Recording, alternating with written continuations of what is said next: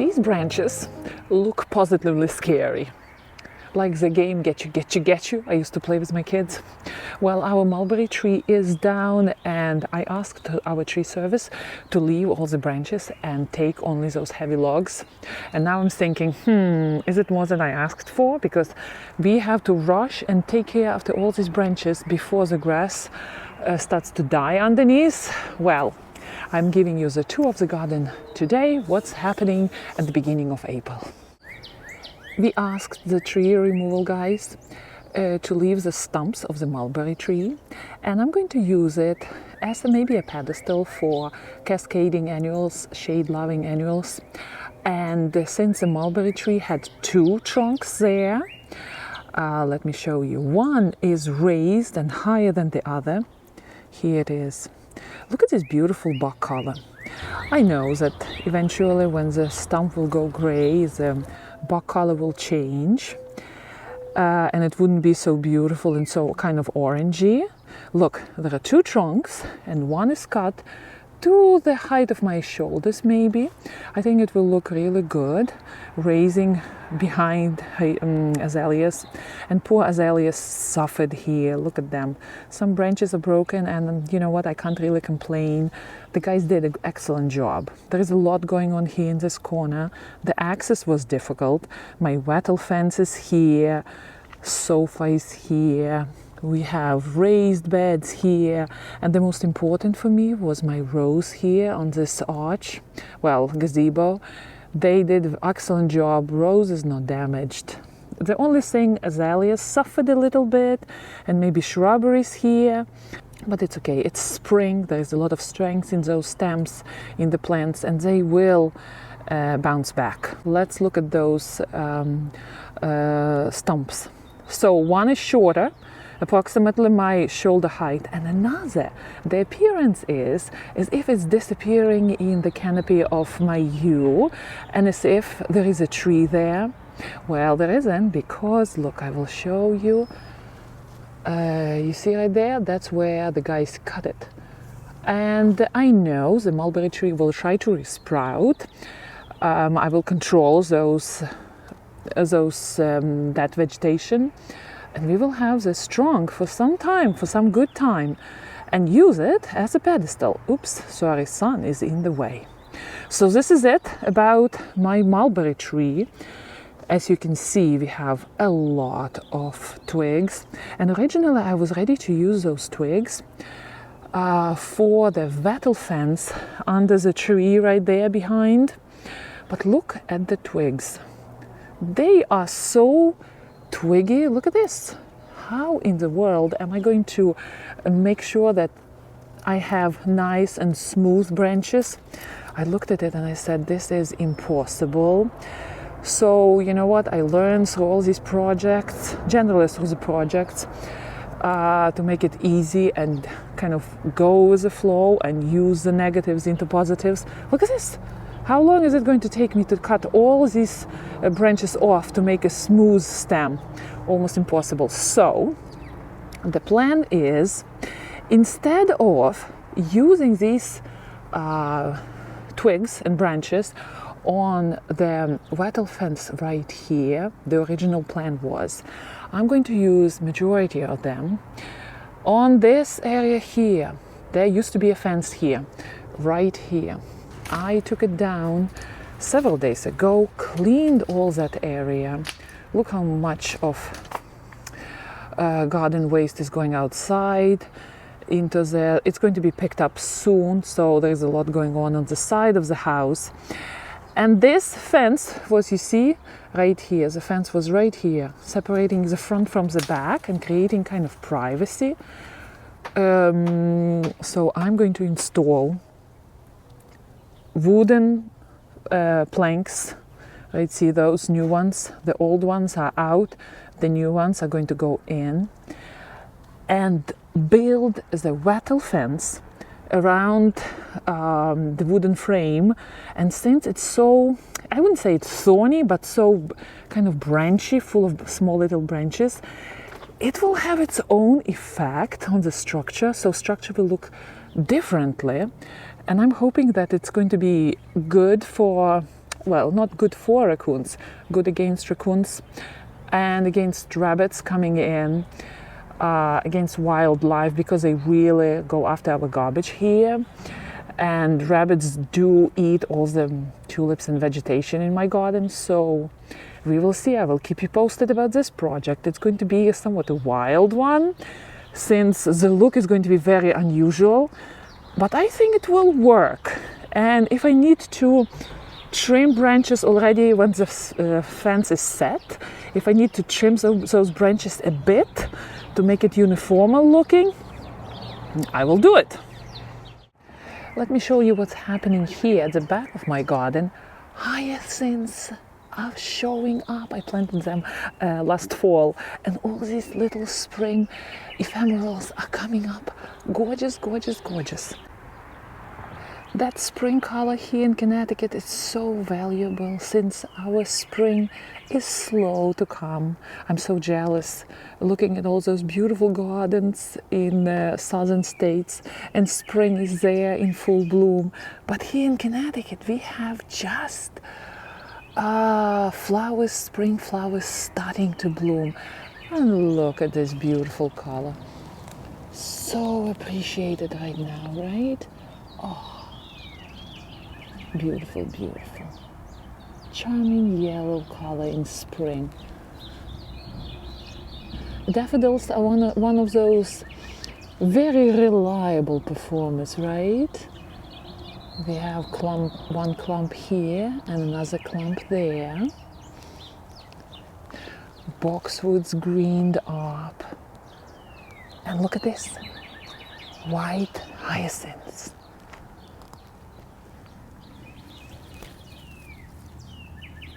Hello, the first year in my garden, hopefully many years more. Do you hear the birds? Our arborvitaes look a little bit skinny right now, and there are several brown branches here and there. It's okay, it's normal. Arborvitae is shedding its old greenery. And what I like about this arborvitae right here, look how nice and skinny that top is. It's growing fast, it likes its location here, it's almost full sun. Now this is going to be full sun, all this area here. Well, the one thing which we would lose, we are going to lose morning shade here. I kind of liked to have that feature in the garden, to have that shady space here, to sit and read at the sofa and then have afternoon sun here. Well, we are going to have morning sun, afternoon sun here, but our raised beds are going to love it, love it, love it. I already put all the seeds in, protected them from rabbits. Well, this fence stayed here over winter, and since it's plastic, the durability of it is nice and long. Look at those tulips. They're coming out. They are yellow tulips. I planted them on both sides. So this side, since it has sun, more sun than the other side, here tulips are barely showing up, and some of them are not out of the ground yet. And here all of them are out. Look at them like soldiers marching in the row. I'm always amazed how some plants have such vigor and strength in spring, and rhubarb is one of them. This year I'm going to start harvesting those long stems, and we are going to have a rhubarb pie. Well, back to our arborvitaes at the back. I'm hoping they're going to have a lot of sun as well. You see, they don't have those nice strong main leaders there because they're growing in somewhat shady condition, and I really worry about them sometimes. But from year to year they persevere. I make sure I fertilize them, I put them on fertilization schedule, and hopefully this year they will receive that needed sun. They also have some brown foliage, which is okay. I'm going to fertilize them soon, and they will become nice and green and full again. Well, let us see what's happening on that side of the garden. I started 2 projects here. I am slowly going through my black composted bags here. You see? Let's look underneath here. Well, this is my compost space where I keep all the bags with debris from the garden leaves. And here these bags have partial decomposed stuff. So underneath there is soil, and some leaves and twigs are still there. So I'm in the middle of sorting it all out. Look at this. Look at this beautiful soil here. Oh, this is gold for the garden. And here I'm using this mesh to separate good soil from all the twigs, which are going to go back into the plastic bag. And everything what I need to clean up, everything will go there into this bag as well. And since this bag has holes, the water will escape and decomposition will continue. All these twigs, hopefully by next year, will turn into a beautiful, gorgeous compost. Look at that. Wonderful. So this is what's happening here. And here, this funny looking pot upside down is my new handy project. I'm trying to cover, basically what I'm trying to do here, I'm trying to cover my usual garden pots with cement, age that cement eventually with the help of some sort of acids. And since I created these shapes, I found from a $99 store little tennis balls, cut them in half, plastic ones, attached them. They're going to be covered with a layer of cement, and they will be part of a design of the pot, right? And I really needed to find a shallow container, but big enough to serve as you see here all the cement is being caught. And once it hardens, it creates a lip for the pot. Well, right now, I kind of messed up, so this side fell off. This one stayed. I'm going to improve on it. So I had to do my own kind of own round form to stop all the cement from spilling. But what I didn't do the inside stoppage for the cement, so it all spilled inside. Oh well, you live and learn, right? So right now this pot doesn't look really good. I have to put several more layers of cement on it, but eventually, after all the work, it's going to look something like the pot I did already last fall, and I was testing it if it's going to live through the winter outside with the soil and my boxwood in. Plant survived. Boxwood, I was worried that this boxwood is not going to survive. It did, and my planter survived as well and actually aged very well. The only problem I'm having, I'm repairing it. This crack here happened, so I better repair it. I already sprayed it once, but I think I need to put some sort of a filler here to make sure that it's not spreading, water is not getting in it. But it looks marvelous, doesn't it? Looks like an old urn, old garden urn, expensive one. And it is just, what, half a year old.